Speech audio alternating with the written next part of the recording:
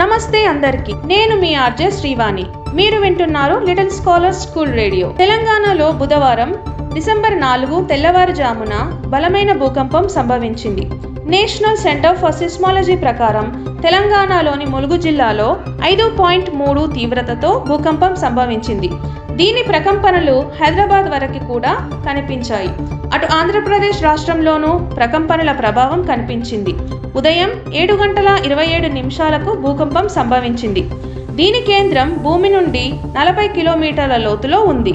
ఇదిలా ఉండగా ఈరోజు ప్రొద్దున లేవగానే సోషల్ మీడియాలో చూస్తే ఎక్కడ చూసినా తెలంగాణలో భూకంపం అంట, ఎక్కడ వచ్చింది అంటూ వార్తలు వస్తున్నాయి.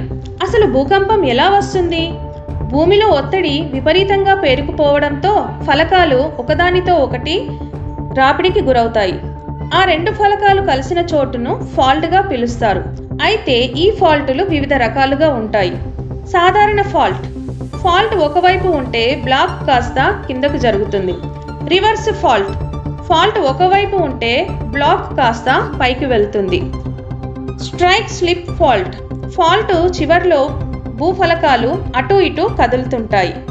ఇలా జరుగుతున్న వాటినే భూకంపం అని మనం అంటుంటాం. ఈ విషయం మీకు కొత్తగా ఉందా? అయితే మా యొక్క ఈ రీల్ని మీ ఫ్రెండ్స్కి షేర్ చేయండి. మరిన్ని కొత్త విషయాలు తెలుసుకోవాలంటే వెంటనే మా యొక్క ఇన్స్టా పేజ్ని ఫాలో అవ్వండి. And stay tune to little scholar school radio. Signing off, me RJ Srivani.